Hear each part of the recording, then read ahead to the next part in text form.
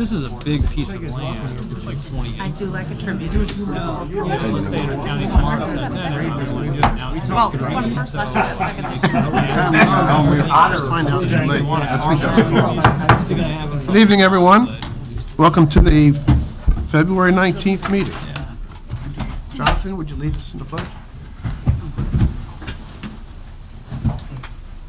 I pledge allegiance to the flag of the United States of America and to the republic for which it stands, one nation, under God, indivisible, with liberty and justice for all.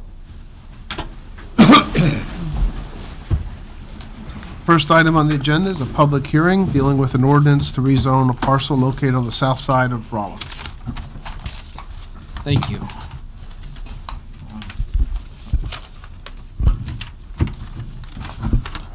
So the subject parcel is located in southeast Rolla on the southeast side of the intersection of Lions Club Drive and Highway O, as you can see here on this slide.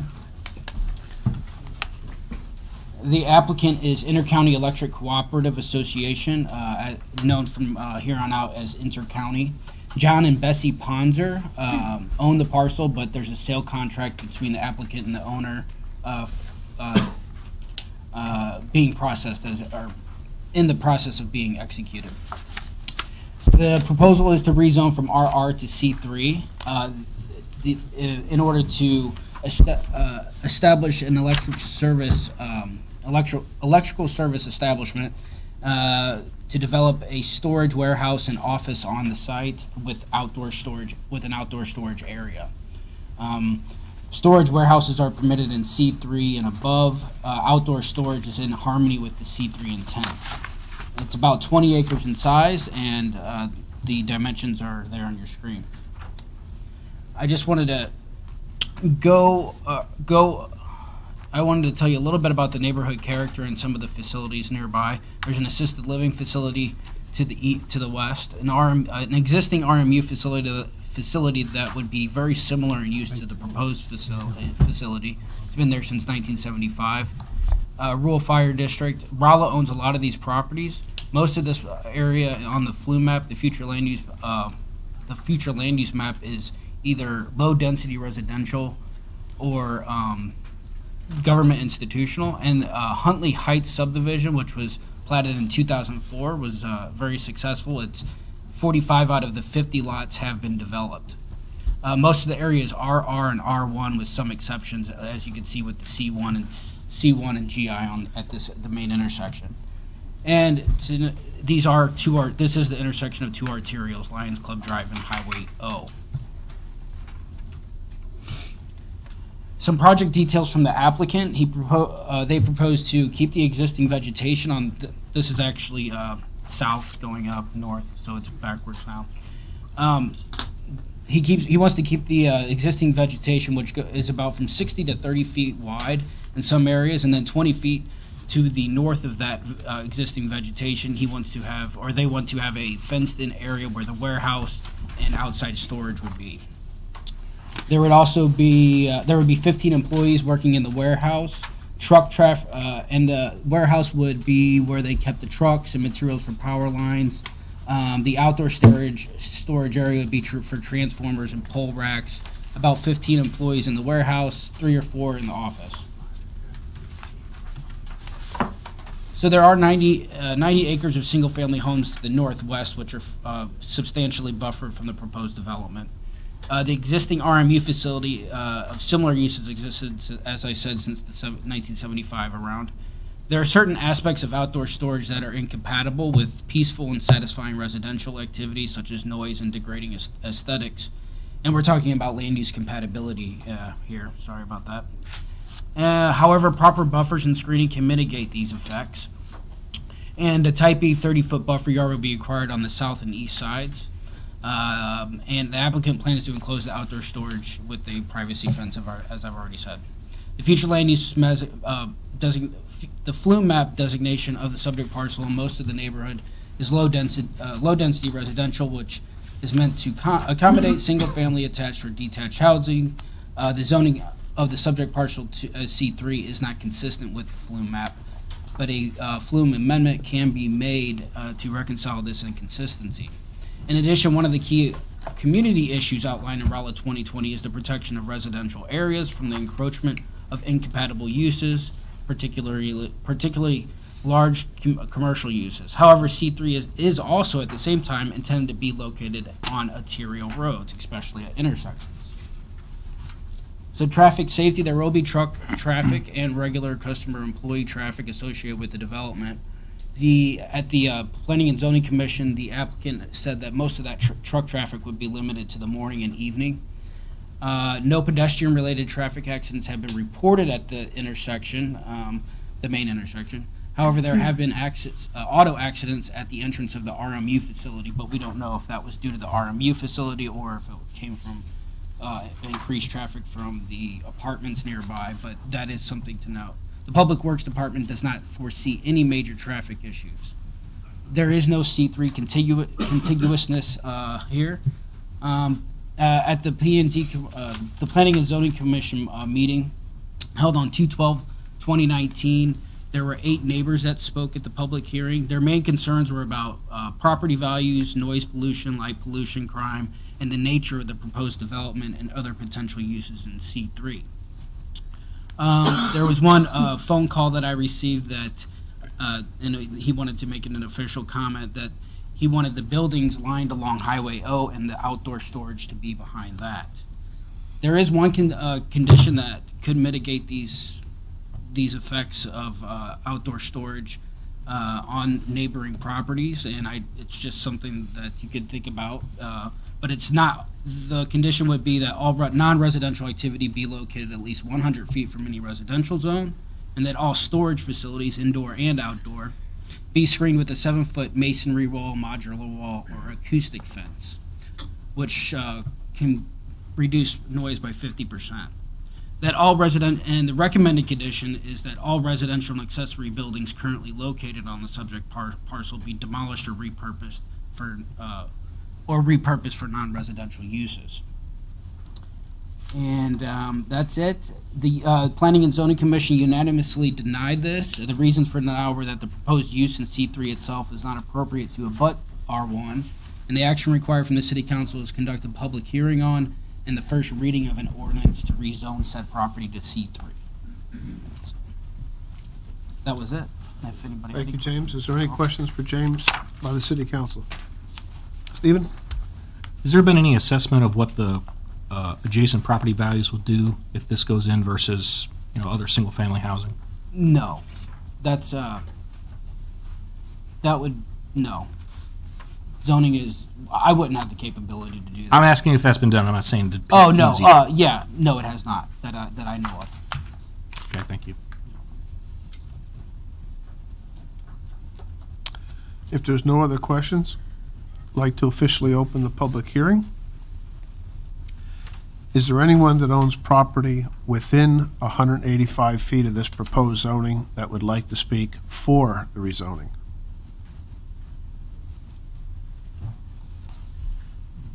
Is there anyone that owns property within 185 feet of this proposed zoning that would like to speak against the rezoning?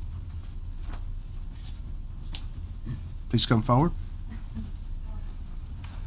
Please state your name and address for the record, please.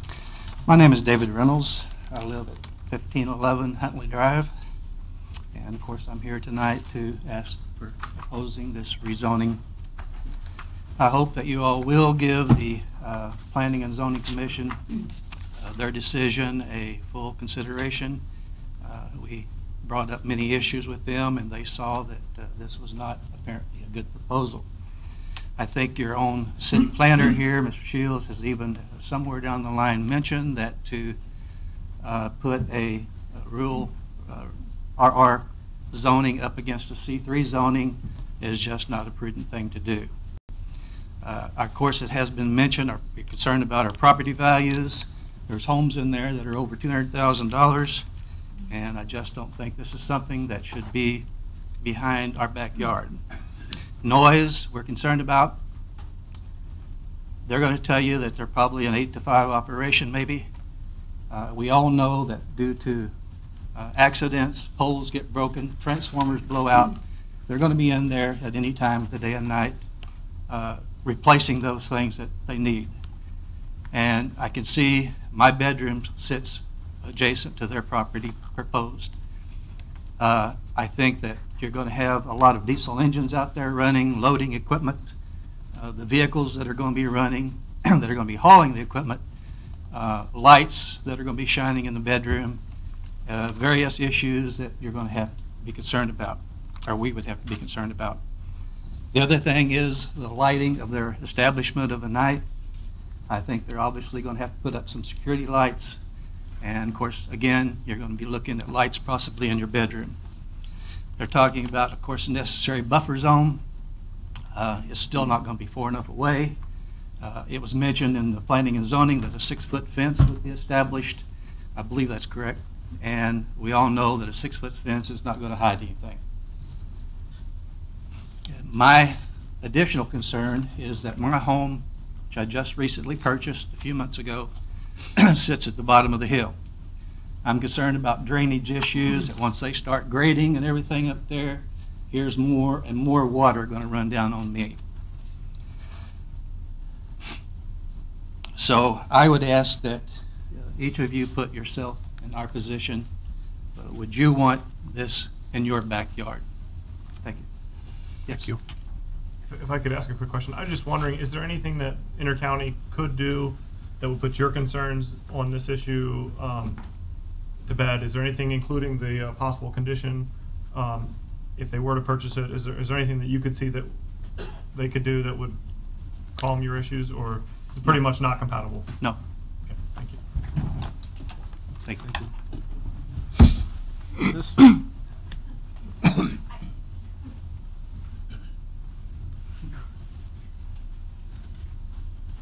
Okay, so I didn't have anything officially prepared. This is my first council meeting. We're new to the city of Rolla.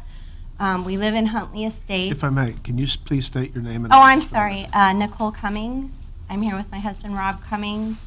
We And live your in address, Huntley please? Estates. Your address, please? Oh, 1414 Huntley Drive. Thank you. And we were looking for specifically a neighborhood, a nice neighborhood like Huntley Estates, and we're really dismayed to hear that they were rezoning specifically to RMU, just because we come from California, where even McDonald's has a Proposition 65 warning on it. That's a little close. I don't know what kind of chemicals or anything what RMU would be using there, but that's a concern for me. Excuse me, it's not RMU. Oh, okay, It's Intercounty Electric. okay, but an electric company still at that, correct? Yeah, but for the official record, we want to make sure that's accurate. Oh, okay, okay. So anyway, I just wanted to state my opposition. And that's it. Thank you. Any questions? How long have you lived in the neighborhood? When did we move in, Rob? November. So very recently. Yeah. Thank you. Thank you. Is there anyone else? Yes.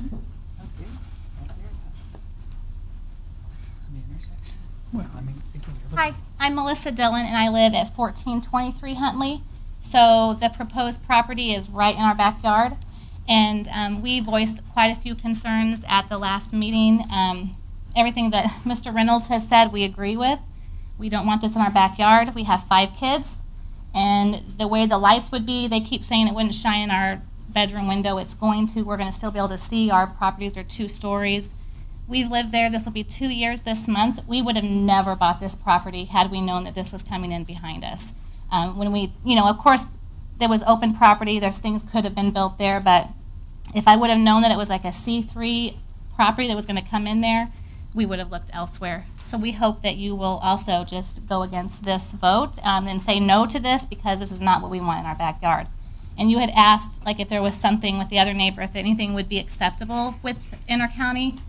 In my opinion, I know my husband, I'm not speaking for him, but there's nothing that they could do that would be okay with what they're putting, as far as I'm concerned, in our backyard. There just isn't. The buffer, and they keep talking about it being so many feet or whatever, there's still going to be noise, there's still going to be traffic, there's still going to be issues with that in the backyard. Is it the outdoor storage that's causing the concern? It's a lot. It's my property value No, going no, down. no, no, I'm and saying as far as what they're proposing to do. In other words, if it was just Intercounty having an office, wouldn't be a concern? If it was a small office at the front of Lions Club that didn't affect, that we would look out in the backyard and see, I don't think that would be an issue, but that's not really what they're saying. They're saying it's this big, I'm assuming it's going to look like RMUs just on this land, being intercounty. So that's the issue. Just a lot. The noise, just what it's going to look like, the property value, there's a lot to it, but not just it being a piece of property or building for intercounty. And they were very nice. They called, homeowners and talked to us about it, but nice doesn't mean that we want them in our neighborhood. So, thank you. Thank you. Is there anyone else that owns property within 185 feet that would like to speak against? Is there anyone that owns property outside of the 185 feet of this proposed zoning that would like to speak for it? Is there anyone that owns property outside of the 185 feet of this proposed zoning that would like to speak against it?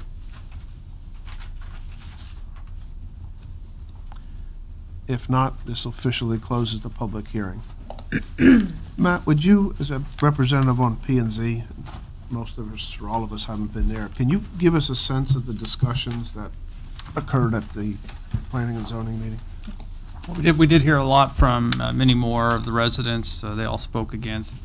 There wasn't a lot of discussion, I thought, from the commissioners. Of course, I said a lot. I'm very much opposed to this rezoning for a lot of the reasons that we've heard and that have been listed.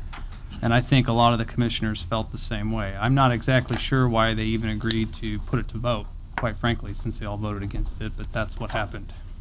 Say that again? I'm not quite sure why they even put it to a vote, but since they were all in opposition. Okay.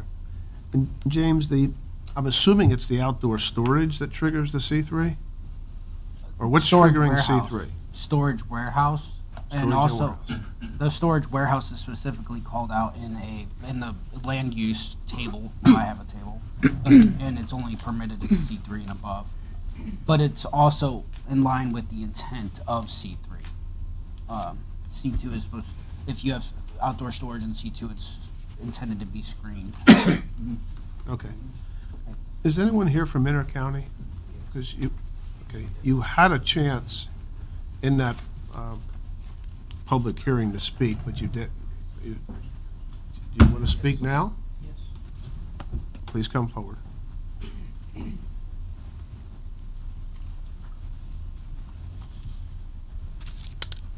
Thank you for the time.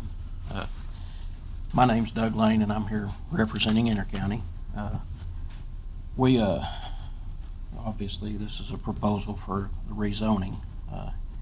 And last time, after listening to the concerns of the folks that live in the neighborhood, we have looked at this, and this was just, what we have on the sketch is really, really preliminary because the land's not been purchased, and it's a blank slate.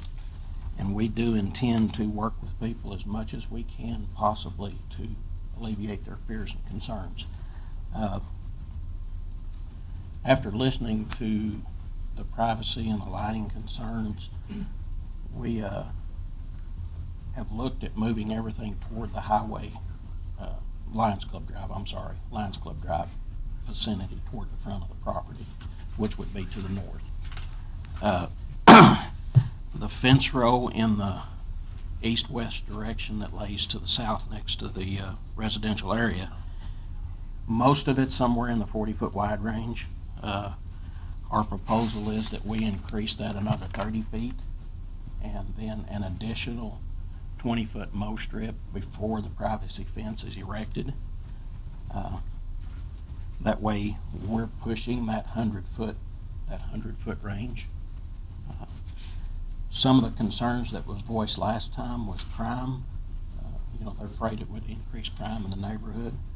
Our facilities were located in about 9 different areas over our territory, and we have cameras, alarms, and monitoring systems that are monitored 24/7 by our dispatchers, And then there are also some that are monitored for motion and light sensitivity that happens within our facilities by outside consultants. So we keep a pretty tight rein on security. Noise levels, they're exactly right. We're not 100% quiet, but most of our noise is somewhere in the 7:30 to 9 o'clock range in the morning when trucks are loading. And then again, when they come back in the evenings from 3 to 5. That being said, there are comments about at night. Yes, we do have outages at night, but we don't have a lot of them at night, because if we did, our members would run us off for not keeping their power on. So, and also the trucks that we use, we frequently use these two roadways now, and they're no louder than any other truck that goes up and down that area at the present time. There are concerns about lighting. If we moved all of these facilities toward Lions Club Drive, the brighter lights around the buildings would be directional and be focused away from the residential areas. And then with the poles and the transformers in the more toward the center of the property, those would be low intensity and actually could be dimmed on timer basis after a certain time at night. So I think that would address a lot of those concerns. I'm not a real estate person, so I can't address the property value concerns. I cannot do that. Also, our proposal tonight is a little bit different than what I had submitted to Mr. Shields, and my apologies for that, because this is, like I said, this is really, really preliminary. However, if the mayor and council wishes, we could submit a revised plan to this that would address some of these concerns. And there are some people that they don't want it at all, and I understand that, but we serve rural communities, and we know about neighborhoods, and we do not want to be intrusive. And the property being 20 acres, we only need about 7 to 10 of that. So there's plenty of room to address a lot of these and move everything toward the Lions Club Drive area. So, any questions? I don't want to restate anything that's already been stated. So, Stephen? How many trucks per day do you think on average are going to move in and out of the facility? With 15 people working there, it would be a couple of larger digger trucks and a couple larger bucket trucks, about 3 small service trucks, like the little telescoping booms, and then the rest would be pickups, 3 or 4 pickups. Okay. Are you going to have any like tractor trailer delivery trucks come in to drop off supplies? They would come in to drop supplies to the warehouse. But if we were to design this right, that could be toward the Lions Club Drive area of that portion. Thank you. Any other questions? I have a question. Mr. Lane, Yes, how many of these facilities did you say you have? we have 3 we have one that's larger than this, and 3 that are similar in size to this, and they're somewhat smaller than what RMU has. I know we have a similar type business, but we're not quite that large in each of those facilities. The licking facility is the largest. This would be about half that size. And so you're saying it would look comparable to what RMU has? Yes, it would be a nice modern building. The storage for the trucks would be, larger bays, and they would be kept inside. Warehouse facilities for all the material would be indoors, and that's where the forklifts and stuff like that would be. Forklifts would rarely be outside for that, because poles and transformers would have to be loaded by truck. Are any of your other facilities located in a residential area? Most everything is rural. Our main office facility, garage, and everything is in a residential area in Licking. The reason that the warehouse is outside of town is, and it was in town, but we just outgrew it, and that's the reason it's out just at the edge of town. And the one in Mountain Grove is in a residential area. It's completely surrounded our residential. And it would be similar in size to this. Somewhere in that 5-acre range. Thank you. Jimmy Dale? Where do you live at, sir? Me? Yeah. I live at Raymondville. Where? Raymondville. Raymondville? Mm-hmm. Would you like, you had a rural residential setting and somebody come in and wanted to go zone it C3 in that area, would you permit that? Well, I live really rural. Sir? I live really rural, but I understand. yes, yes. The type of facility we're proposing, I wouldn't have any trouble with. I'm biased, I understand that, because I work there. However, I know how we operate, and we are relatively low as far as noise and disturbance around where we're at. And once that's zone C3, it stays C3, you know. Yes. And that pretty well opens that up for anything, say you was to move out or something like that. Where you at then? We don't move out of places once we But develop. still no, though, I think it's. Yeah, I understand your question. You are correct. If we did move out, it would stay C3, and that would open a door. Well, I think that's these people's concern there, you know, and, Right. it's also my concern too, because I think it's a little bit ridiculous that you want to zone it C3 and jump right into what's residential. And you can have a buffer area there, sir. Well, we are proposing a sizable buffer area, and they're actually in C3 for the outside storage is the reason we're asking for C3. I mean, if it wasn't for that, we wouldn't need it. Steve? What are your plans for your current facility that you outgrew?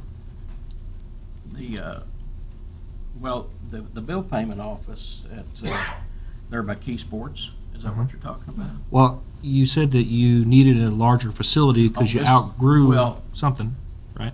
No, the larger facility is because we want to I may have misunderstood. I thought I heard you say that you had a facility that you outgrew and therefore. Yes, in Licking, I'm sorry. Yeah, in Licking. Yes, that in Licking. It was in town, or. Yes, and it was very, very small to start with. But what did y'all do with that property? We still have it. We still Okay. have our main office there and our garage and some storage facilities. Okay. Yes. I'm sorry. I just misunderstood. I just wanted to know if you sold that property No. to someone else or No, if sir. you held on to that. No, we kept it. Okay. Yep. Daniel? Have you looked at any other, for this particular project, have you looked at any other areas that are a little less in these folks' neighborhood, a little? I'm sure you guys have a plan B, plan C probably. Well, we have looked at some stuff. There gets to be a price concern when you're Yeah. using members' money. And also when you go to getting close to Highway 44 as far as traffic and things like that, because we're concerned about traffic also.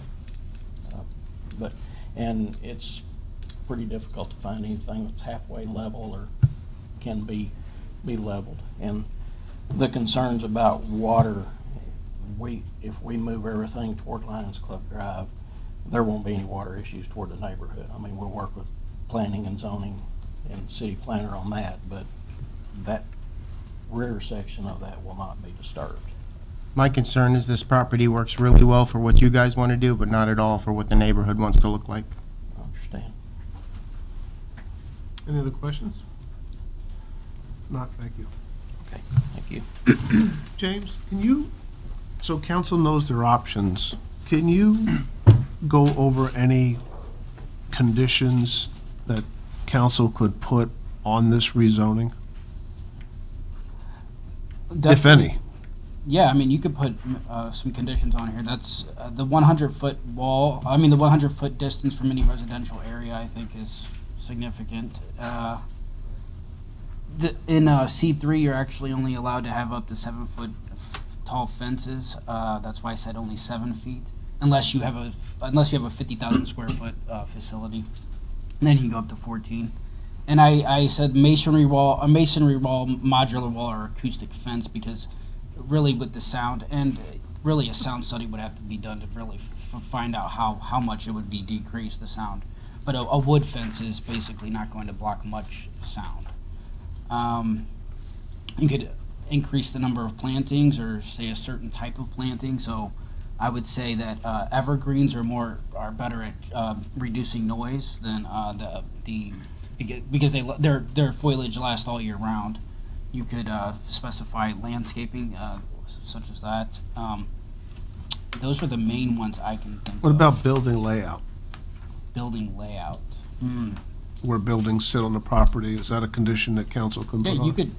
you could condition where the footprint should be. You could say the footprint of this should be. I mean, you could put the warehouse farther away. Yeah, the location of facility or uses. Location of uses. Okay, thank you. Are there any other questions for James? Mayor, just a quick question for James. On the rezoning, the whole parcel is being proposed at C3. However, if we impose some conditions on buffer and everything else, you've still got the C3 zoning that's abutting the R1. What if we left a 100-foot strip or whatever that space was that kept it RR? In other words, just scale back the size of the C3 so that at no future time that property could be rezoned into a use that was less compatible with adjacent residential. It's not good practice to create split zone parcels, and I guess the only advantage of that would be to make sure that they couldn't sell off a piece of property, but it's such a skinny piece of property, I don't know how you could fit a use on there. I wouldn't, I mean, you could do that, but I could never recommend making a split zone parcel. We've got a lot of them. Yeah, you've got a lot of them, and yeah. we don't address them in our code, which makes it difficult to apply the code. Yeah. And the only thought there is that once you rezone the property, even if we put conditions on how Intercounty uses this today, Intercounty sells this to someone else, that it's hard to require a new buyer as to where buildings are going to go or how those buildings are going to be utilized once it's rezoned C3. So, yeah. Well, yeah, I mean, the conditions on the zoning will run with the land. So, if their whole piece of property is a buffer zone, they couldn't build anything there anyways. And it would be they would have to go through the subdivision process, and I don't know why they would buy it if it's all a buffer zone anyway. So I'm not sure why I see the purpose of doing a split zone if you just make it that whole part of a buffer yard. Any other questions for James? If not, can we have the first reading, please? An ordinance that rezones the parcel identified with the Phelps County Assessor account number of 12849 from the Rural Residential Zoning District RR to the Highway Commercial Zoning District C3 Intercounty Electric. Thank you. We have one special presentation tonight, and that's the quarterly report from RMU. Rodney?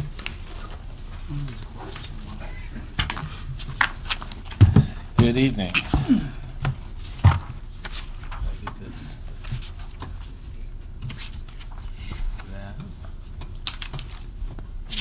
Set up for you. All right. Again, good evening. Just kind of summarizes, we've been doing this for many years, but the entire quarterly report's out on our website. If anyone wants to see this whole thing, I'm going to just do a summary tonight, and then at the end talk about some reliability statistics. So kind of normal agenda, which I normally do. So we're going to talk about, like I said at the end, what I want to focus on is our reliability and on our electric system and some water information. Go to our financials, and again, I won't go through all of it. Comparing to our first quarter, which is October through December of last year to this year, we have an increase of about $150,000 on our net income, mainly due to the temperatures in the fall into early winter were significantly colder than the same period last year. Actually, we're seeing the opposite in the current quarter. We're in the second quarter where we had very cold last year. It was a very cold January, and even though it's been cold and we've had some cold snaps, it hasn't been as consistently cold as it was the second quarter last year. So we're actually doing a swap, and we had a good first quarter. Our second quarter is not quite as good, but it's all going to balance out. Hit on a few of the electric things we had going on. Again, you'll see on Kings Highway from Lucky House Restaurant going west. I think all our power lines are out of the Kings Highway area there except the fiber optic line. That's the only thing left. Last week, our crews finished installing the fiber optic line all the way from Fairground Substation, which is over by the hospital, all the way down close to Tater Patch and all the way out to well, what's called well 7, which is over off Bishop Avenue, east of Walmart. So they pulled a fairly long stretch of fiber optic cable. Once we get that all spliced in, then we can start removing the last piece of fiber optic cable in the couple block area on Kings Highway, and then we've been working with businesses and property owners on the Kings Highway area, working on our redevelopment plan for additional stretches of the power lines on Kings Highway and relocating those. Relocating those back. Additionally, the only other thing I want to mention is at our Dewing substation, last fall we had a failure of our large substation transformer there.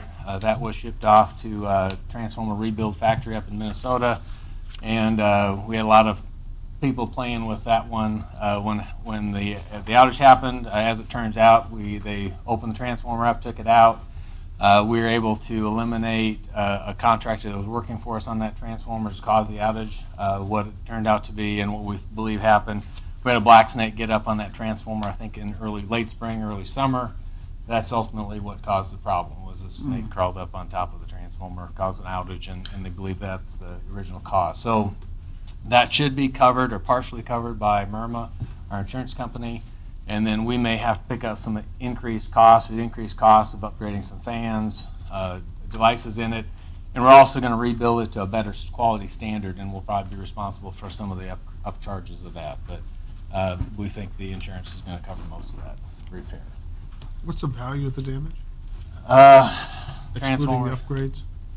The upgrades? No, excluding the upgrades. It still probably might be about $170,000, $200,000 repair. It's a significant significant claim. Moving on to a little bit about the water department. I'll probably talk a little bit more, just let people know where we're working and what we're doing. Last year we organized and started a service line replacement crew. They've been starting to work now, and we've got them going. They've been working in Brookside Lane, Cottage Circle, that's down in the Oak Knoll southish area, doing service line replacements. They completed that area, also did a water main extension while they were there. Currently now they are in the Bellata Drive area, which is Rolla Street Lions Club area. We're again replacing service lines there. It's a fairly new subdivision. Why are we working on that? That's where we're having our problems. So we're focused on the areas right now, particularly newer subdivisions where we have copper lines, getting those replaced to PEX. And then the main water crew is working Whitney Lane, Wakefield Drive, Greenbrier Drive over on the east side of town in East Meadow. Again, we've had some water mains over there that have been constant problems. The street department, I don't believe, has a major major street construction project there, but the water mains have gotten to a point where we just need to replace them, and so they're working on several streets there, and they'll be working there, parked there for the next several months doing that work. Moving on, talk a little bit about some miscellaneous things. Rodney? Yes. On your last page, on page 13, your outage types, notice here that already in 2018, you're already holding the water main. You're already up to 20. What does that mean? Oh, yeah, I'll get to those. I'm going to get to those outage reports All right. here in a little bit. Yep, and we can talk about that. So let's talk about some miscellaneous things in the report. Clean Line Project, I got a couple of things in there about that. Clean Line Project, as a reminder, that's a plan to construct a DC power line from western Kansas to eastern Illinois, bringing wind power from where people aren't to where people are. That had some delays. It did get back to the Public Service Commission, and we're having some. We think we're going to have some good success there. We've had some delays, and those delays actually going to hopefully benefit us as a pool. It's allowed us to renegotiate some of the terms with our Greenbelt Express and the Clean Line Energy Project. So again, if that project gets forward, we think we got some more economic advantage to get the power across the transmission line a little bit cheaper than what we had originally planned. The other things and noticeable changes there is the project, the actual transmission project, was sold and is acquired by Invenergy out of Chicago, Illinois, very large company that has the resources to build it.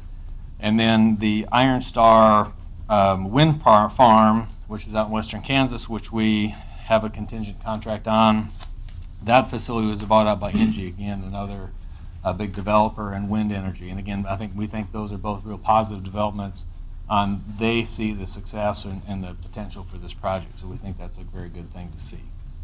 Yes. Question on that project, was that the one that they were worried about whether it could stop through Missouri? Or Yeah, exactly. So they had Kansas Public Service Commission approval, Illinois and Indiana approvals, but they didn't have Missouri. And that's one of the big advantages we had, or ended up getting, is because they needed Missouri approval, they wanted to provide value for Missouri, and hopefully we're going to be the beneficiaries of that project. So that they get approved that it can be distributed in Missouri? Yes, yeah, we'll have an off-ramp off that line, get power into, it actually comes into the Ameren service territory up near Hannibal area, but that's that's in our neighborhood. So it'll be a good project and should provide a good value for us and our customers if that project is successful. Some other things that I have in the report, and something I told the board about, is the I-44 natural gas pipeline. Again, we don't run a municipal gas system here, but all the gas systems east of Sullivan are being impacted by some rate increases on that I-44 pipeline. The owner of the pipeline, I think they've been bought out by Spire, which used to be Liquid Gas, and all those communities west of Sullivan are looking at some pretty big rate increases for transmission on that gas pipeline. We're not sure exactly how it's going to affect the Ameren service territory, because we're part of Rolla, Owensville, and Salem are all owned by Ameren, but we're part of a very much larger system. So we're not sure the impacts here locally on that. I just want to make my board aware of what's going on that pipeline. Some of the impacts to some of our other communities on the I-44 corridor.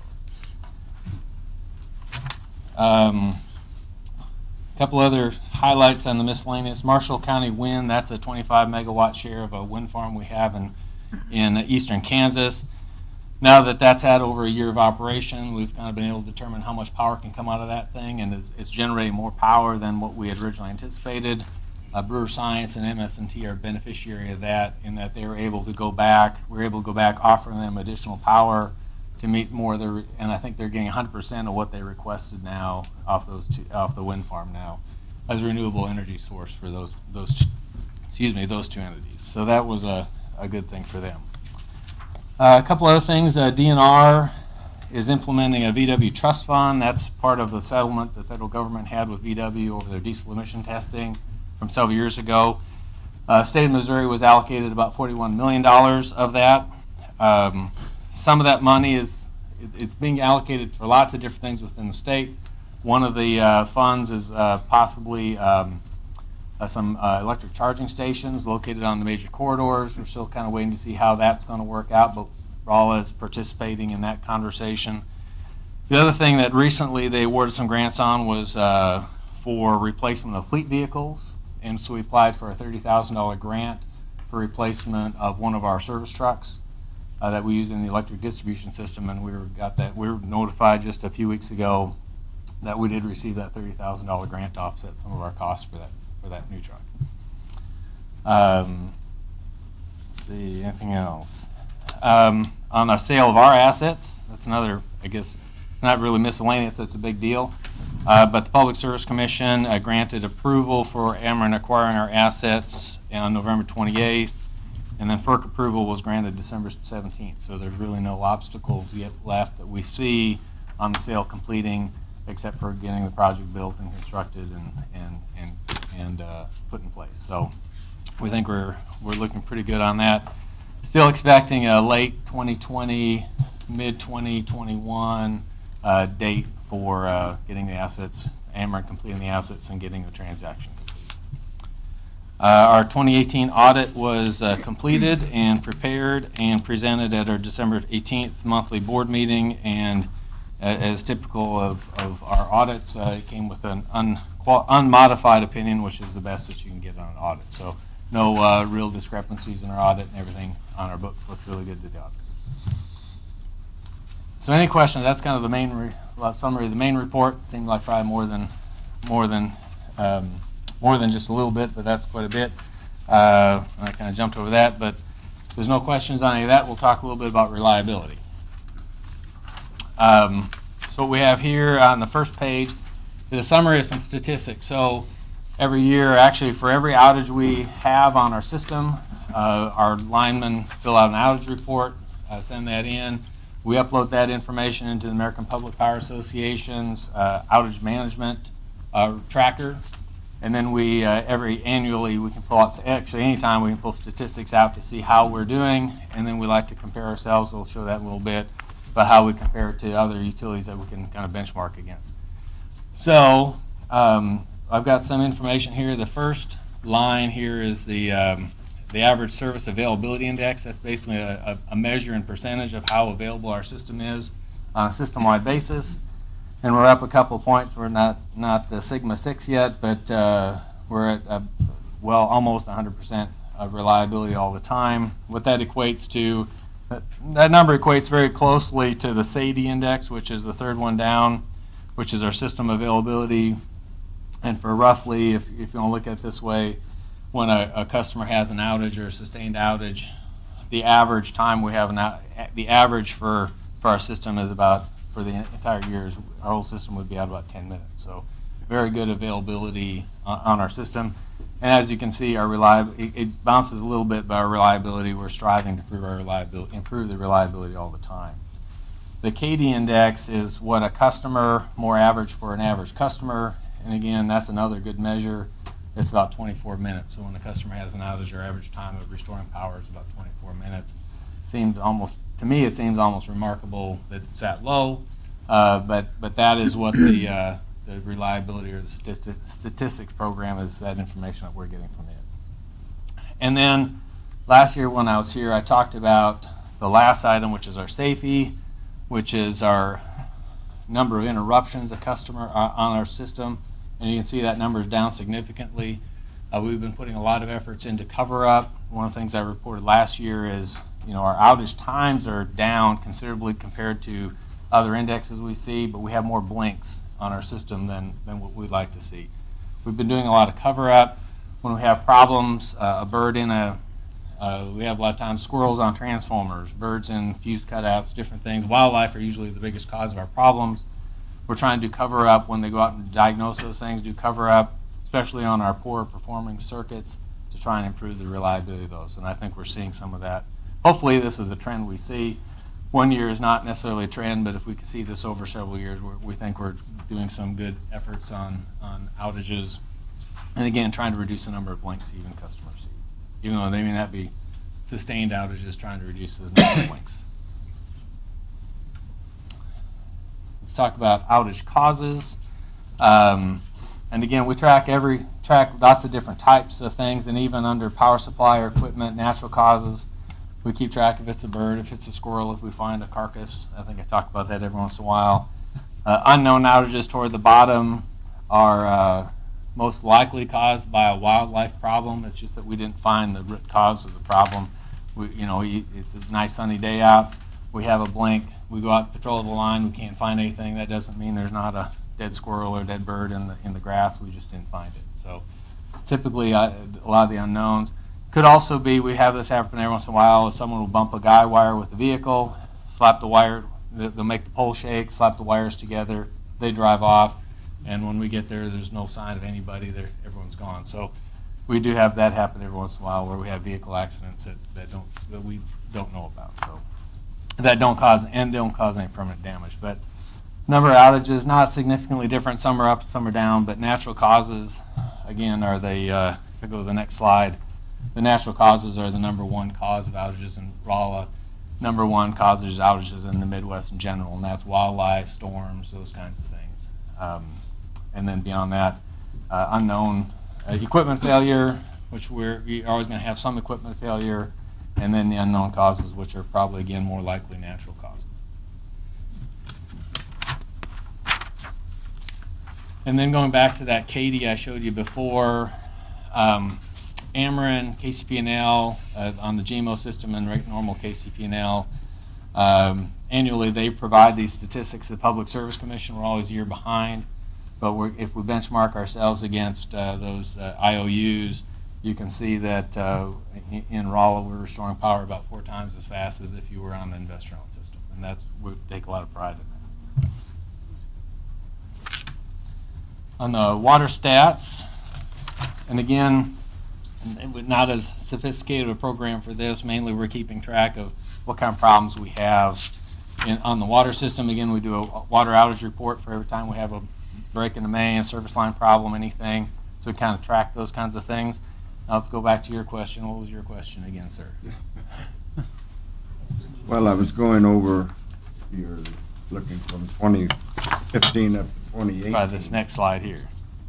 In 2015, you was 31 on hole in water main. Mm-hmm.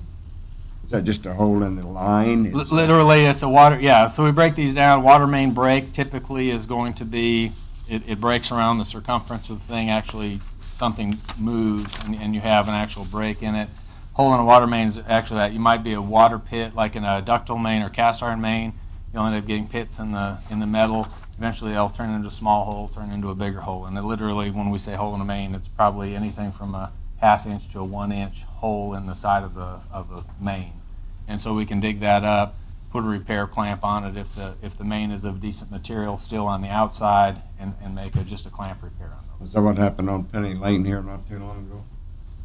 I don't remember, but probably, because I think Penny, I think you still have got, I want to say you still have ductile iron, some ductile iron and cast iron in your area. It may be, but I know they were there about an hour and they had it fixed. Yeah, it could have been a service line failure, but most likely it was probably a main failure of some sort. But yeah, it doesn't take them very long to dig it up. Once they locate they're in, dig it up. And if it's just a simple repair clamp, they can have that put on pretty quick, even without much of an interruption of water supply. Okay, in 2015 and 2016 on fitting failures, you had none.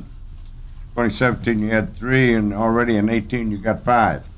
Yeah, for the whole year of 18 we had 5. Yes, and again, I think sometimes that's luck of the draw. Fitting failures, I don't know if I have valve repairs and replacements are separate. I don't know the exact details on what we had for fittings, but again, it could be an installation problem, or we just had a failure in a rubber gasket on some of our mechanical. Not defective equipment? Unlikely. But again, on a fitting failure, it's probably going to most likely be on water mains that are 40, 50 years old. So not always if it's happening on new construction, then we're pretty careful. We try and watch any of those kinds of things, trying to make sure we don't have installation problems. And if we do have an installation problem, we're taking corrective action. But I'd say most likely the fitting failures are on older mains that we still have in town. Okay. Thanks, sir. Sure. And again, as Councilman Williams points out, most of our water main outages are caused by either water main break, hole in a water main, split in a water main. We've had a few PVC problems this year. One was on the Briggs and Stratton fire line, which has been in service since it's Hartman now, but probably going back well over 20 years that was put in. We think that was an installation problem from 20 years, and usually on PVC it takes a while to show up. And then again, this is kind of some examples of what our outage causes are. Again, some are up, some are down, but overall we're doing pretty good on the water main system. If you look at our losses, we're still doing water main, water meter replacements. We're about completed with changing out all our small water meters. We think we're seeing some improvement in our revenue recapture on water meters because we're doing the replacements. The other thing we did is we had 2 water meters at wells that we had tested, and they were showing overproduction, which is a pretty unusual thing. We've replaced those, which also will help our water losses. And you can see at the bottom here, in 2018, we're down to about 12% estimated water loss in our fiscal 2018. 10% is kind of the benchmark. So we're getting down where we're getting closer and closer to where we think we need to be. 0 is even better, but we're still shooting to get 10 or less.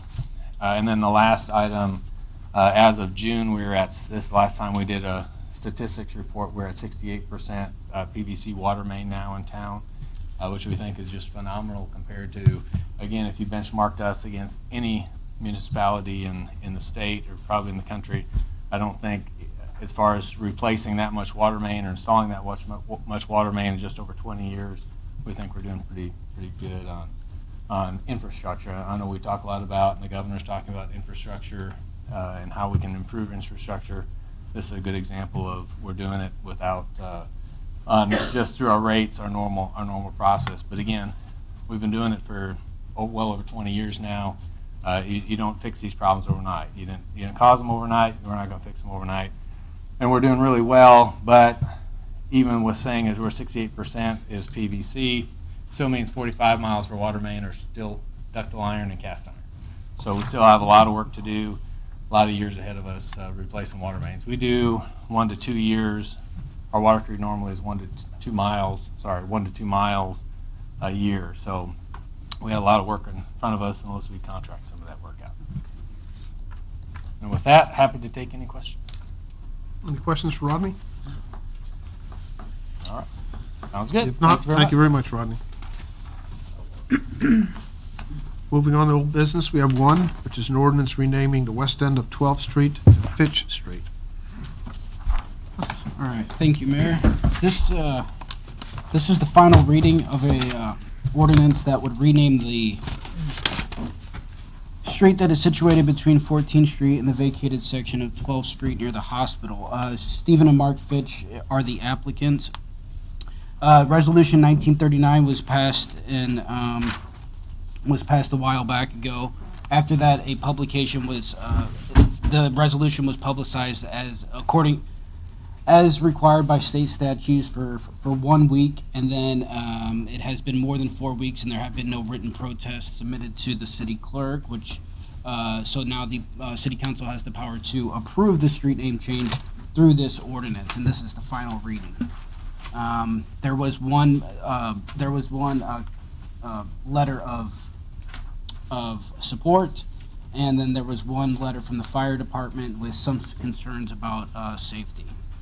And so that's it. And the request is for the city council. The required action from the city council is to conduct the final reading. Any questions for James? If not, final reading, please. An ordinance that changes the name of the west end of 12th Street that is situated between 14th Street and the vacated section of 12th Street, which is currently part of the parcel that is identified by the Phelps County Assessor account number 7071 to Fitch Street, 12th to Fitch. Move the proposed ordinance to pass. Second. Motion made and over, it was David. Eberly, Yes. Murphy, Yes. Williams, Yes. Hines, Yes. Young, Yes. Bush, Yes. Jones, Yes. Henry, Yes. Proud, No. Schott, Yes. Roder, Yes. 10 ayes and 1 nay. Moving on to new business. First is an ordinance approving a final plat of Cottonwood Drive addition. Thank you, Mayor. The subject lots are located on the northwest side of the intersection of Cottonwood Drive in South Bishop and Southwest Rolla. This is a consolidation. The ordinance will approve the consolidation of 5 lots and a part of another lot. And the applicant is William Robert and Susan Stoltz. Rusty Doss of the Overland Group, LLC, which is an umbrella group LLC that builds and owns the buildings in which Dollar General retail stores operate. The Overland Group LLC has executed a purchase and sale agreement with the applicant to purchase the subject lots in order to build a Dollar General store. As you can see, the width and the width requirements are met. At one point, it's actually at almost more than 1.5 acres. It meets the minimum lot requirements. It's currently zone C2. Subdivision regulations have been met or are not applicable. 10-foot utility easement has been placed on the plat. There are no more revisions requested from any of the departments. There is, on Section 2 of the ordinance, we state that before building permits are issued, the building that is situated on the north boundary of Lot 1 of this final plat be demolished before those building permits are issued, and that if required, any additional utility easements are required for their electrical service. Those must be obtained before they can obtain building permits. There have been no public comments, and the Planning and Zoning Commission unanimously recommended approval, And the action required from the city council is to conduct the first reading of an ordinance that would approve the final plat of the Cottonwood Drive addition. That's it. James, what's going to happen with that driveway? That driveway, it's just nothing. They have, if you look, they have access up here.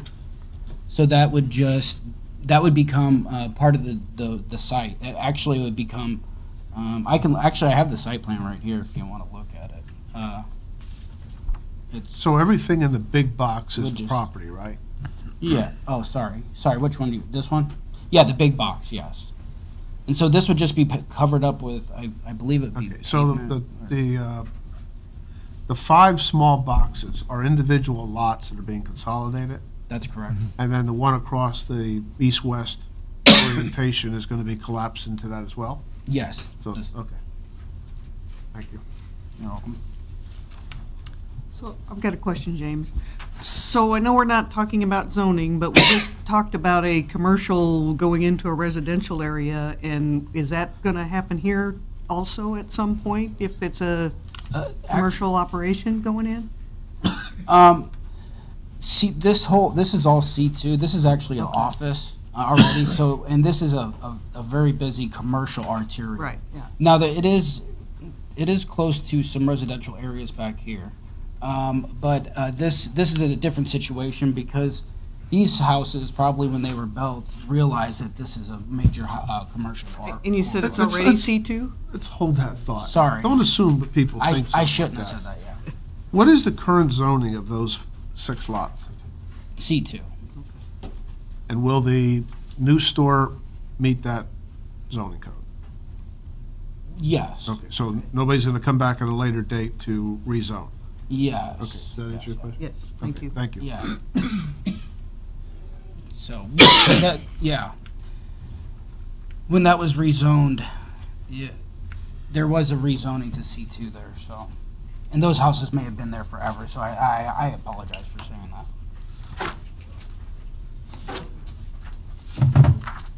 Any other questions for James?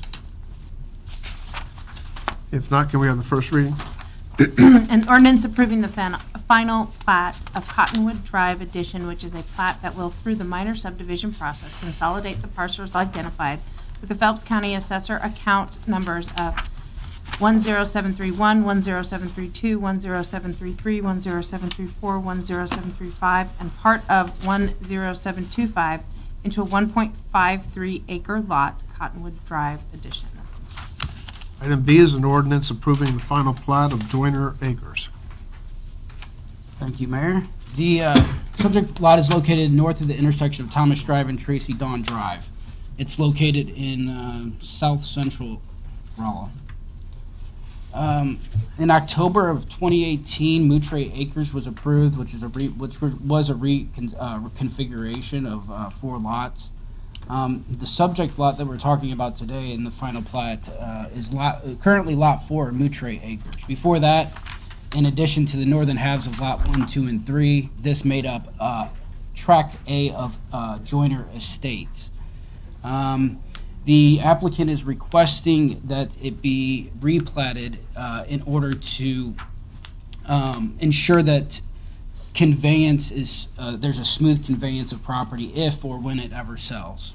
And the reason that this may be, it may help with title searches because all of a sudden this piece of property is now, it was Joyner Estates, now it's Moutre Acres. And so I believe there was a miscommunication between the surveyor and the applicant, and he didn't realize that this was going to be named Moutre Acres. And so all the subdivision regulations are met just as they were in Moutre Acres. No easements are requested, no revisions are needed anymore at all. There were some minor revisions that were requested and they made them. And so no public comments have been made. The Planning and Zoning Commission has unanimously recommended approval of this final plat, and the action required from the City Council is to conduct a first reading of the ordinance that would approve the replat of Joyner Acres. And that's it. If anybody had any questions. Any questions for James? If not, may we have the first reading? An ordinance approving the final plat of Joyner Acres, which is currently platted as Lot 4 of the final plat of Moutre Acres. Next item is an ordinance vacating the alley that connects Rolla Street and Houston Road. Thank you. The subject alley is located in west central Rolla between Rolla Street and the northeastern end of Houston Road, as you can see here. There are 4 separate owners, as you can see listed below, and it is about 16.5 feet wide and 260 feet long. In sum, the city recommends vacating this alley to facilitate conveyance of property, and because there is no evidence that the vacation was properly dedicated to the city, nor has the alley ever been understood as an official city alley. As far as the functionality of the alley, it's not very functional. Alleys are supposed to be in the back, on the rear of the lots. As you can see, this front's one lot and is on the side of 2 other lots. So there is, it doesn't function as an alley from a planning perspective. And there's no evidence that it was properly dedicated, which would be a concern for maintaining it in the future. And so, the planning, there have been none of the neighbors have contacted the Public Works Department or our department. No other public comments have been made. The Planning and Zoning Commission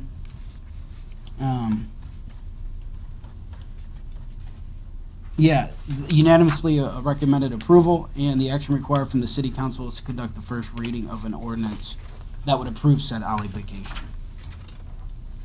And that's it, if there's any questions. Any questions for James? Stephen? Is there so I know we have an alley here, but is it something that we actually like put rock on and are maintaining? It's never been maintained. So there's no, okay. Yeah, we've never done anything to it. First reading, please. An ordinance approving the vacation of an entire alley that connects Rolla Street to the northeastern end of Houston Road. Next item is an ordinance amending Section 27 of the code pertaining to parking.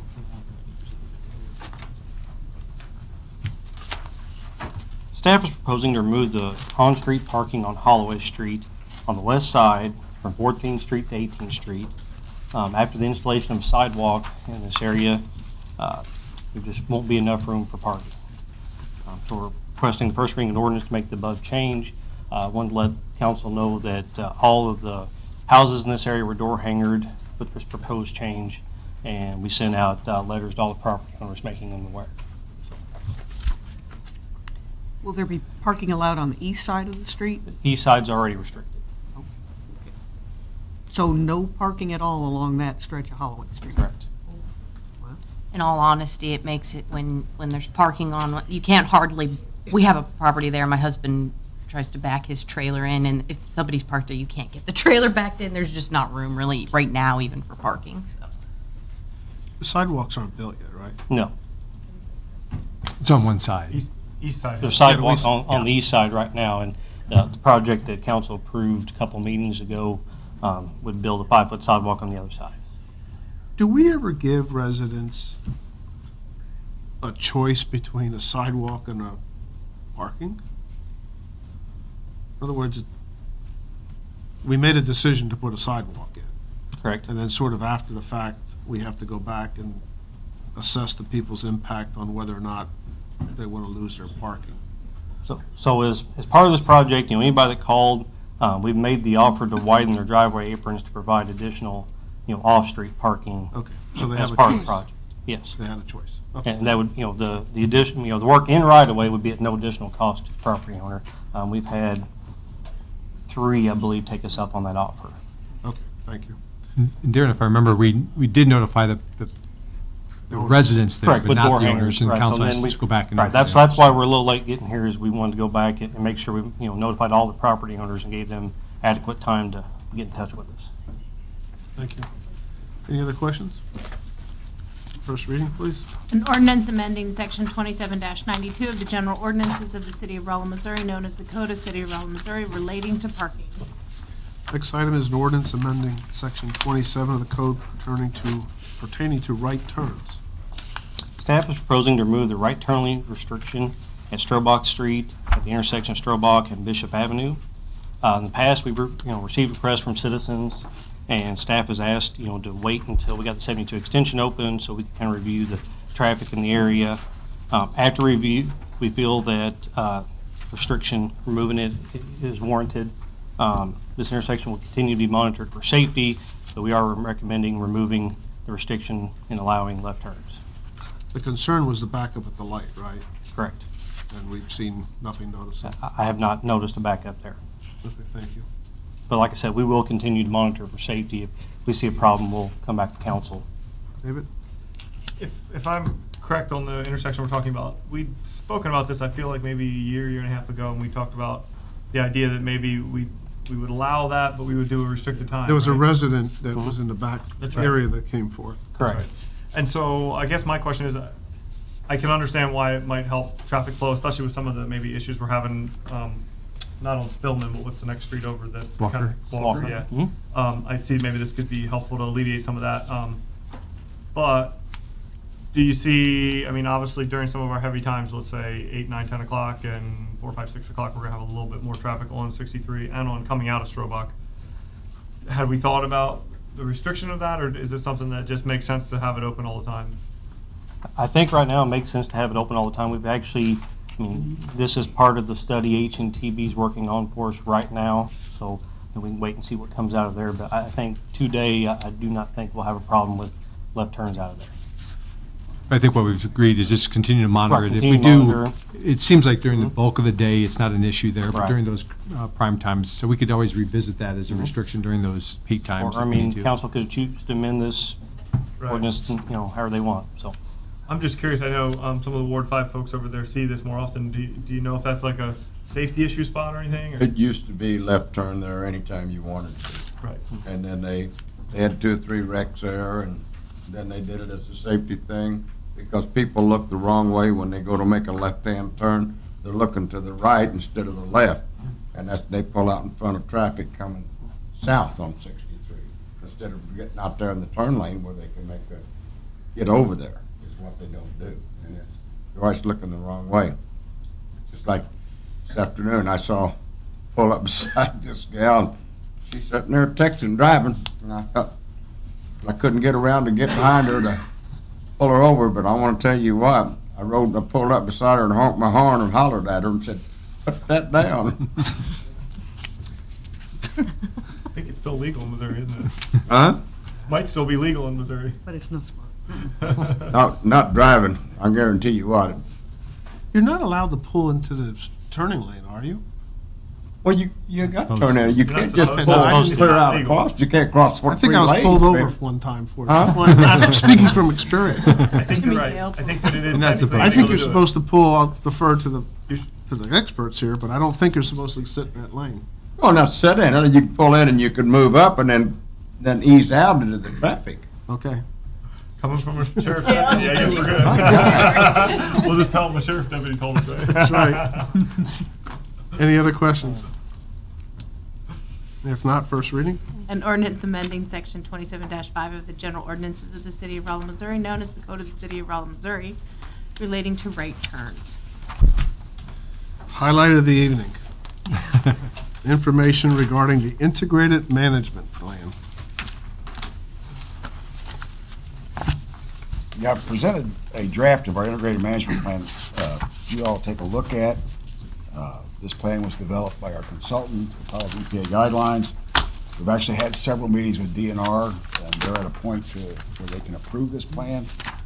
We're going to have a formal presentation on March 4th from the consultant, but I wanted to get it to you ahead of time so you have plenty of time to look at it.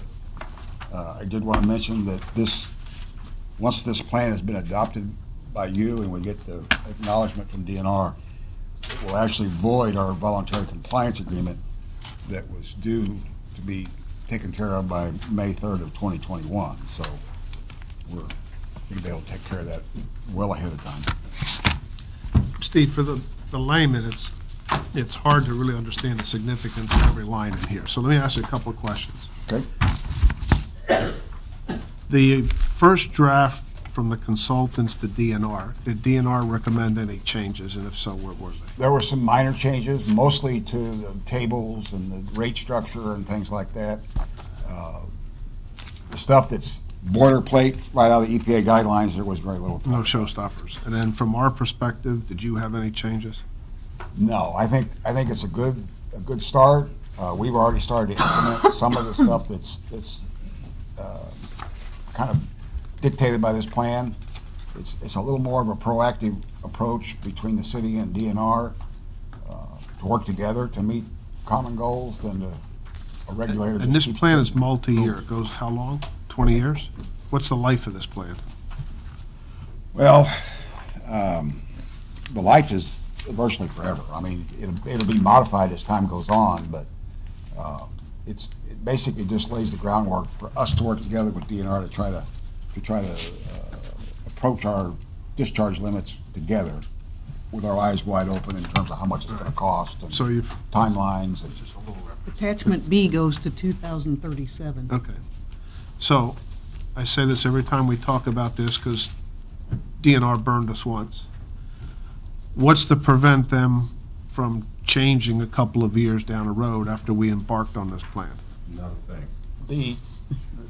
The protection. At least the answer is consistent. The protection we're trying to get is not from DNR, it's from EPA.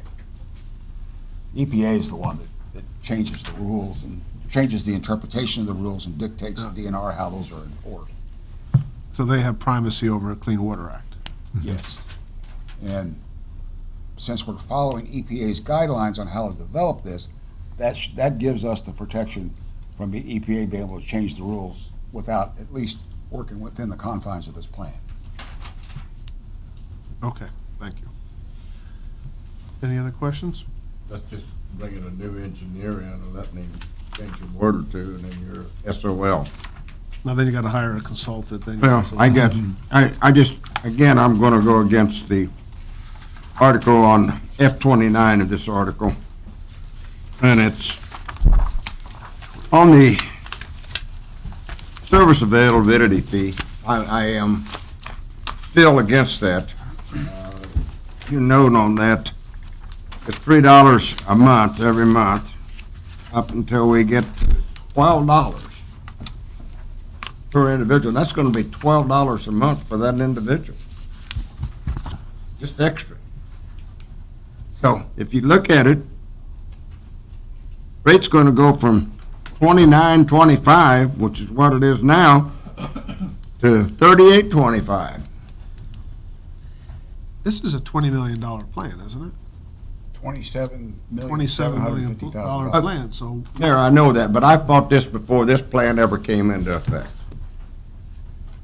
Okay, you can squeeze the balloon this way and that way, but if you don't put it on this one, you're going to have to put it on the water rate. So what's? Well, we could have raised the water rates primarily on and off and like they didn't do on the utility rates that time, and then we raised it 45% in 3 years because they didn't raise it up in increments. Sewer rates, just to qualify, but we really have committed to doing this in the ordinance on the bonds that have been passed. So that rate's already been approved now as the structure for the bonds. I know, but I'm just voicing my opinion that I don't approve of it. I think we're biting the people in the rear, you know, with it, and it's a little bit ridiculous, I think, when it could have been done in a simpler way. It might be simpler, but the end result is the same dollars coming out of somebody's pocketbook. Well, it don't hurt so bad whenever it's a little bit at a time and not a bunch at a time. Any other questions? Steve, there's a lot there. Let's put that on the website, just with if we're going to take action with the council in a presentation 2 weeks from now, might as well get that out in front of the public to the degree that folks might be interested in getting that plan. So. Do that. Next item is a motion to accept the cost of improvements for the College Hill Sewer District and consider an annexation. Yeah, I wanted to kind of bring you up to date on where we're at with all the sewer districts. We did finish we've reached substantial completion in the College Hills West Sewer District. We were able to go with our one-time assessment of $3,000 a single-family home and $1,500 for a multi-family home. That's what we told the citizens in that district we'd be able to do the project for. We came just under that. We've also billed the Shady Oaks District and the Cedar Grove districts for their one-time assessments. Stephanie has sent out all the bills. Anything that wasn't paid was added to their tax bill. And we haven't filed any liens yet, but I understand for those that will have a balance after March 1st, we will file liens on those properties so that if the property would happen to change hands or something like that, the lien would have to be taken care of before the property could change hands. And we'll eventually get. Steve, when there's a tax lien on the property, do we have to wait forever until the property changes hands? I mean, isn't that like any other tax bill that after so many years it goes to the courthouse back? After 3 years, could be sold at the courthouse steps, absolutely. Comes in delinquent real estate tax. And is the county pretty diligent on that? I think so, yeah. They are, but what often happens is if you pay one of those years, so if you're the property owner and you pay one of those years, it bumps it out another year. So it becomes a little bit of a gamesmanship. The county collector does everything they can in their powers, but the property owner has a way of kind of keeping that issue in the air until it sells. Let's assume that the homeowner pays the 1 year to rerun the clock. Could they cherry pick with taxes? Could they say, I'm going to pay Phelps County, but the heck with the city of Rolla? No, the nice thing about the arrangement with the collector now is it all becomes one county collector bill. So they don't distinguish whether it's school district, property assessments, that kind of thing. So generally, the most we'll ever be out is 3 years. Okay, thank you. And that's usually with only just a small portion of the people that are in the district. It's not interest rampant. accrues? Yes. Yeah, heavy. So that's one issue that we wanted to talk about tonight. Let's stop with there. Any questions on that? Okay. And then the other issue was we were actually approached by the county commission to take a look at bringing sewer service to the area next to the fairgrounds. They've had some problems with raw sewage running in the drainage ditches out there. They asked us to take a look at trying to get some people interested in joining into the sewer district in that area. We did that. We sent out cards. Could not get much of any response at all, except from the individual that's causing the problem, which is the eightplex that we're talking about tonight. I did meet with the Shady Oaks District Board and asked them if they would approve an annexation for this one particular lot, and they agreed to do that.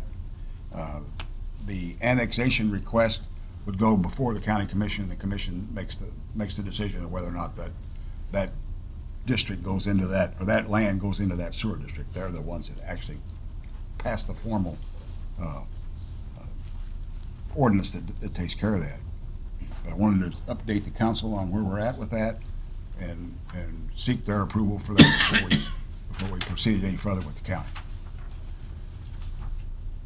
And Steve, there was nothing in the agreement between the city and the sewer district that it really elaborated on what happens if the district expands their boundaries. And so we're bringing this back to the council for a motion to approve, but really we're just granting the consent. Right. Nothing, we just didn't address it in the original. Right. The county is actually the governing board of the sewer district itself. Yeah. And they kind of relegate that power to the boards to run their own business, and if, for instance, the board can't, then the county steps in and would assign somebody else to take care of it.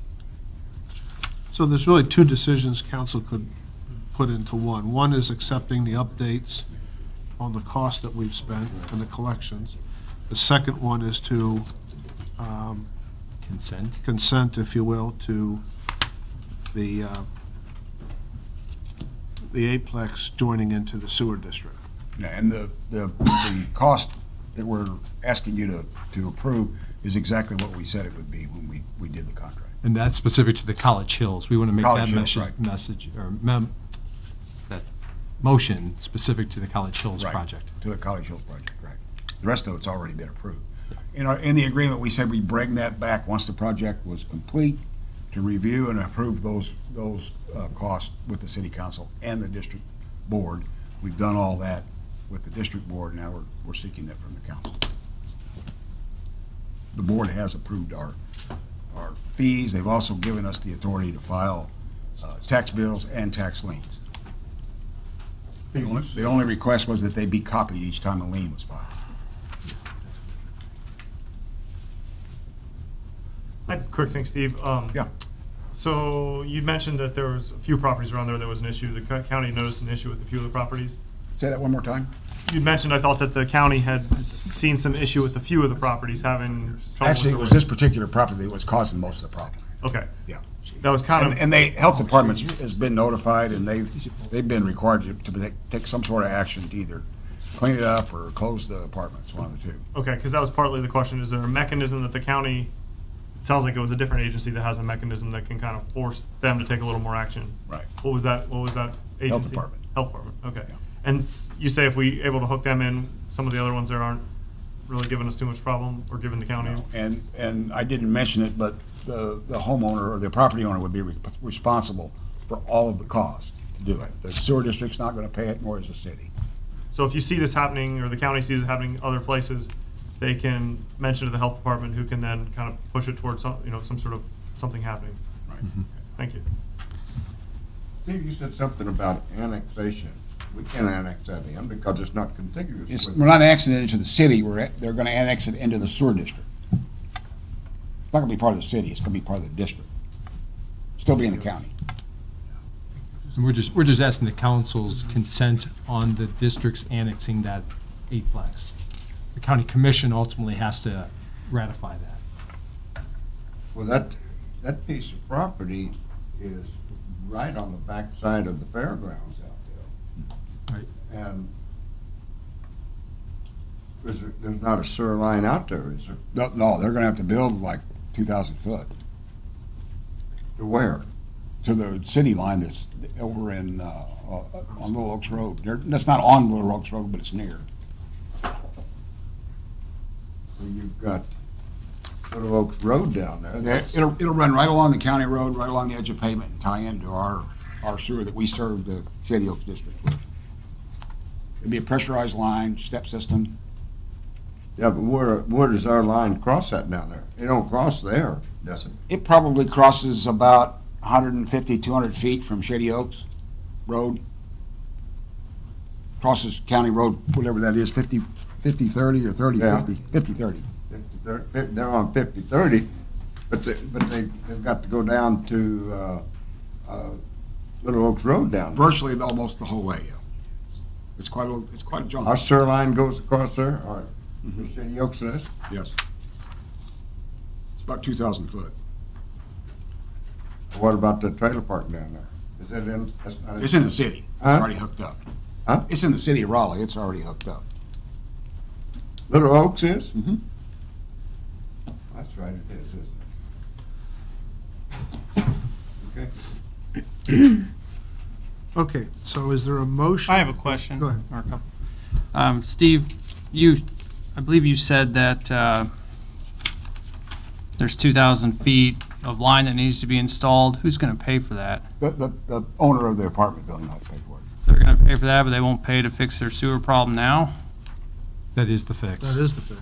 There is no other fix for that. The only other fix would be to do away with the eightplex. There's no way they could do an on-site system there. So The how? lot's too small. So what are they doing currently? That's the problem. They're not. You just got It's right out septic the now. ditch. So if they get shut down by the health department, they just don't have sewers? Right. I think I'd be remiss if I didn't speak for Mr. Woolley, since he's not here, that, and I agree with him that every time we do one of these sewer districts, and they're not annexing into the city, we're providing a city service to an entity in the county. And if you want to be part of our sewer system or part of our utilities, then you join the city and you pay your fair share and you contribute your fair share. And every time we do one of these things, it just creates a lot of problems down the road, a lot of expense to the city. And, this is a lot of sewer line that we're running that we're going to ultimately be responsible for, and that's going to increase our costs down the road. And I think it's a bad idea. And I think if Mr. Woolley were here, he'd say the same thing. So I wish he were here. But I think if they, and again, I know they can't join because they're not contiguous, but I don't care. I don't think they should be receiving city services if they're not part of the city. Just to clarify, because I hadn't thought about the long term of that 2,000 feet. Your comment is based on that they'll build the 2,000 feet, but then the sewer district owns it? No, it's their lateral. So forever? That's, Yes. okay, so that's what I originally thought. So we're never going to be responsible, nor is the sewer district, for that 2,000 feet. Yeah, right.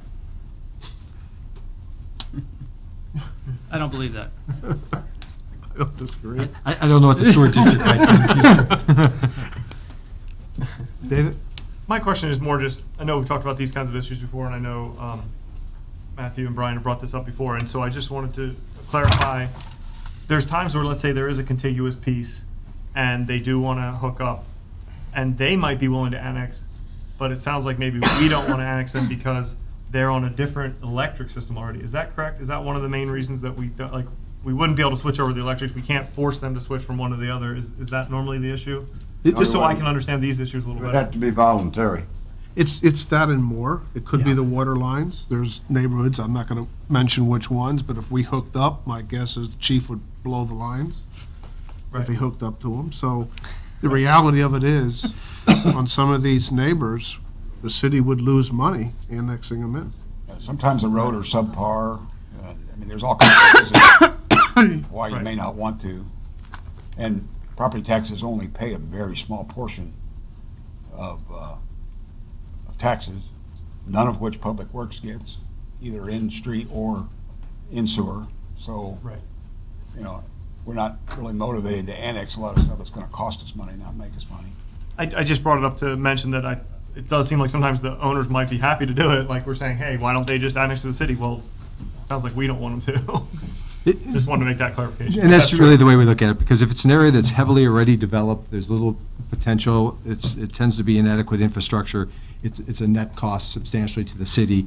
There are other areas that make a lot of sense, and so if you looked at the area just, I guess that would be further to the south of it, you see a big tract of currently undeveloped properties. If given the opportunity someday to provide some need there, I think that's where an annexation would make a lot of sense. We'd have control of the land use that goes on, we'd have control of the infrastructure that's put in as a result of that.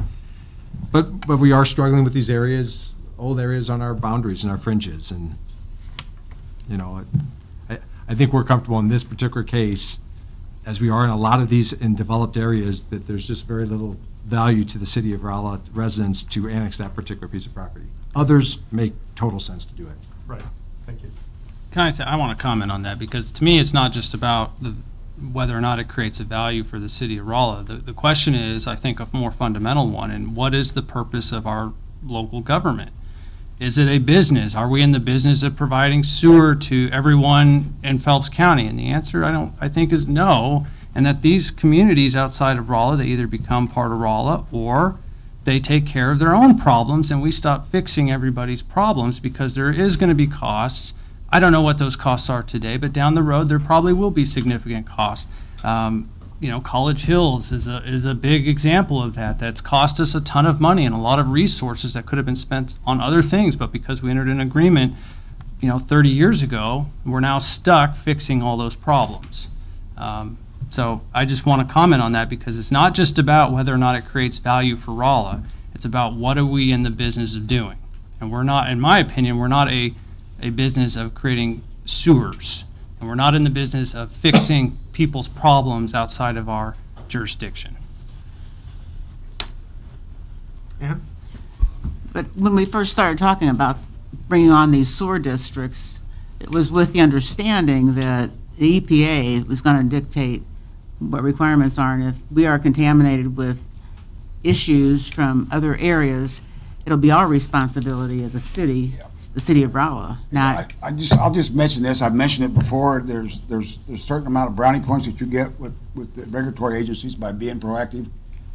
When we were in meetings talking about our integrated management plan, the director commented on the fact that the city did have sewer districts hook up, complimented us on that, and told us that they were looking at ways to try to incentivize other cities to do the same thing, because cities are set up to provide that kind of service where a lot of rural areas are not. My advice to him was, that if you're going to do an incentive, make sure that there's a mechanism for the cities to get paid. As long as we're being paid to provide that service, I always look at our sewer department. I mean, first and foremost, I'm here to serve. That's true. But our sewer department is a business. It operates 100% on the funds that we collect. We also pay 12% into this general fund of revenue, goes right into the general fund to help with police and fire. So it is a business. We have about 350 people that are hooked up outside the city limits. Right now, the income on that's about $130,000. With the rate increases that we're gonna do over the next few years, with the 1.5 times that we've implemented, we're going to be up to around $175,000 per year in revenue. So it adds up. I'm not saying that $175,000 is not insignificant, because it is. So, David? I was going to say that was the point I was going to make. I really do agree with Matthew that it makes sense that we shouldn't be doing this if there's not a reason. But it seemed like what Ann said. Yeah. We had a reason to think about doing this, and it's for our own tests that they're going to test us on. Protect the watershed. But it's also for all the community residents, that if we can help make our watersheds better, I think that is, for people that go fishing and using the waterways, kayaking, whatever, it makes sense. But I think also because we as a city are being tested on that, even for things that aren't in the city limits, correct? Yeah, the stream quality is what it is, and we're the ones that's got the permit. They're the ones that come after when the stream gets degraded and needs to get cleaned up. We're the ones that they're wanting to. But if this sewer is not fixed, they're going to be shut down by the health department anyway. So I think it's unfair to say that if we don't take action, that somehow it's going to affect our water quality. It may, but these water districts, these sewer districts have responsibilities as well. And I think to say the EPA is not going to monitor them, or the state is not going to monitor them, I think is just not right. I don't believe that. They don't operate independent of government. If there's no further questions, let's divide this into two pieces. So the first would be a motion to accept the cost of the improvements for the College Hills Sewer District. And that's on page 4G3. So moved. Is there a second? Motion and second. All in favor, say aye. Aye. All opposed? Second one would be to consider a motion to give consent to the county to annex the 8-plex into the Shady Oaks Sewer District. So moved. Maybe before I call for that, what if we don't take action on that? Do we have to take action? The county can annex it without your permission. Okay, so council ought to know that before you make a motion. Say what now? We can make a motion to say we support you. We can make a motion and fail and say we don't support you. What did Steve Or we can say? do nothing. Steve said that they can annex it without our approval? This is moral support, probably, more than anything. Right. You don't have to take action. It's not going to change what they're going to do on how you take a vote. So you can either take a vote or you cannot take a vote. So they could, in effect, hook up everybody around Shady Oaks. They could annex anybody they wanted to around Shady Oaks. I mean, they'd have to make a compelling case between the Shady Oaks Sewer District, which is a political subdivision, and the county commission. We think it's appropriate they come back to the city when we do those, or when they entertain those, for our consent, our knowledge, our blessing, however we want to define it. If we make a motion not to do that, well, then we'll put that burden on the county that the city council is not in support of that. So I don't recommend taking no action, because then you're setting a precedent. Then you're saying to them, they won't ask you the next time.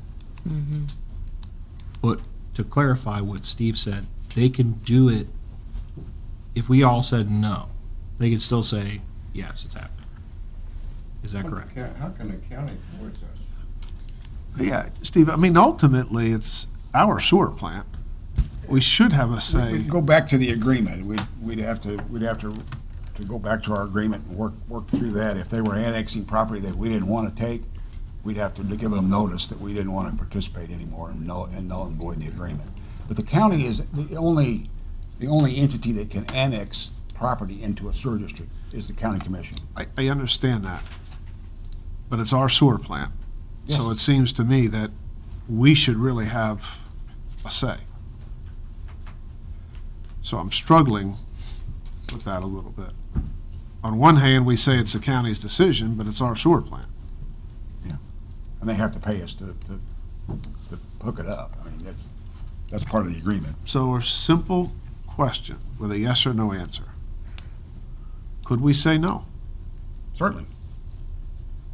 And then the county has to abide by that? No. It's our sewer plant. We'd have to go back into the agreement with the sewer district and redo that sewer district agreement. We were silent on the issue of what would happen with an expansion of the district. Okay, So we'd have so to look at that agreement. if nothing else, there's a lesson here. So, as a separate takeaway, we ought to dig out those agreements and look to address this. This won't be the first time this happens. No, that's for sure. If we don't want people to add to them, we need to say that. But maybe we left it open because we're not against that. Is that why, or?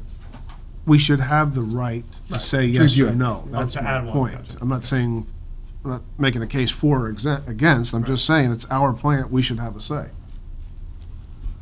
Well, did we not, we agreed with a contract to Shady Oak Sewer District to work with them, is that correct? Correct.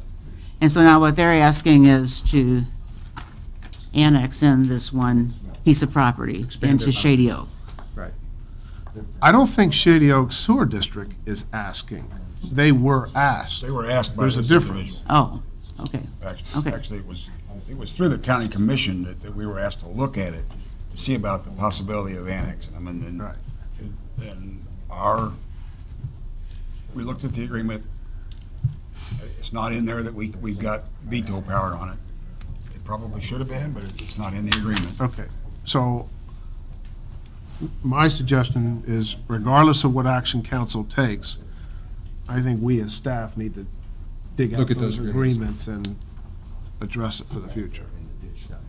And we can easily do an amendment to those documents, because it does seem like the council ought to know about those issues. Okay, so back to the motion. It's not advisable to not take action, because you might not be asked again.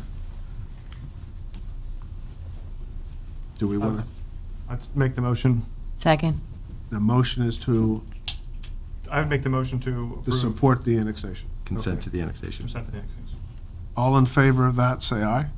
Aye. Repeat the motion again. The motion is to support the county's annexation into the sewer district of that particular property. Well, I can tell you one thing, there's standing stuff in the ditch lines out there. Septic system is deep pump. And you get out there, a couple days and you can smell it. Okay, so there's a motion and second. All in There's a favor? vote on the floor, basically. What? There's a vote on the floor, so. Right. The vote was taken. I didn't call for the noes yet. Exactly. Okay. So all against, say aye. Aye. Let the record show one nay. Thank you. Steve, I don't want you to forget about those agreements. Sorry? I don't want you to forget about those agreements. Okay. Thanks. Moving on to claims and/or fiscal transactions. Motion awarding a bid for firefighter physical. Good evening, and thank you for your time. For the last 20 years, the City of Rolla Fire and Rescue has provided yearly medical physicals for our fire personnel. These physicals are used to reduce the threat of cardiac arrest, exposure to hazardous chemicals, bloodborne pathogens, and cancer-causing carcinogens. This year, our committee worked with several medical providers to develop a comprehensive medical exam that checks our firefighters' fitness and physical health. Blood screening to include heavy metals, bloodborne pathogens, cancer markers, chest x-rays on a 5-year rotating basis, and also PSA screening. Each of these tests individually meet the federal HAZWOP program of OSHA and EPA 1910-120. for hazardous materials teams, the Missouri Heart and Lung Bill, and the National Fire Protection Agency 1582. Through this bill, or through this bid process, SiteMed and Phelps Health each submitted a 2-year proposal. The 2018-2019 budget allowance was for $25,000. Thankfully, we're under that, and the Fire Administration recommends approval of the 2-year proposal submitted by SiteMed. And that's an overview of the packet I included for you. Nothing new than what. Was there a more extensive portion to this agreement other than just this half page here? There is. Okay. That You was should in have the had an packet, agreement page as well that's in your packet. Turn that around. though. Oh, this, okay. No, This one? this one. All right. So any approval, can we make it contingent upon legal review? Yes. Since you- I've read that. I read that. I just didn't know if there was anything more than It just outlines the tests that are required. 2 pages.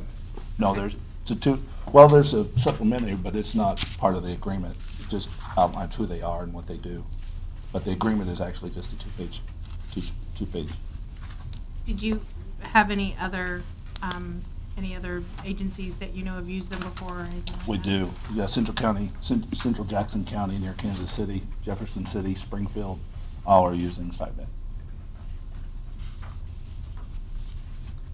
There's no other question. Is there a motion to award? Where you gonna get the money at? It's in our budget for 20. Huh? We budgeted 25,000 in our. I asked you which one to get these or reduce your fire truck down. Oh, goodness. We'd like to do both. Is there a motion awarding a bid to? So move. Second. Quick. You have a question? Questions? Yes. I just wanted to make a comment. St. Louis Fire Chief was on NPR today talking about just this fact that the cancer increase because of so many of the synthetic things that are burning that have carcinogenic components to them make it even more risky for our firefighters to work in those conditions. So that getting looked at and followed, is important. So we're looking for those cancer markers. Firefighters are 9% more likely to have cancer than a regular person, perhaps, but there are other cancers that are higher found within a firefighter that are sometimes 100% more likely to be in a firefighter. Right. This is from the budget. You don't have to sign this. Just tell me. All in favor, say aye. Aye. All opposed? Thank you. Thank you very much. Mayor or City Council comments? Jonathan? Don't play plane ride. Last Tuesday, I had the opportunity to fly from Fort Wood to St. Louis on Contour Airlines.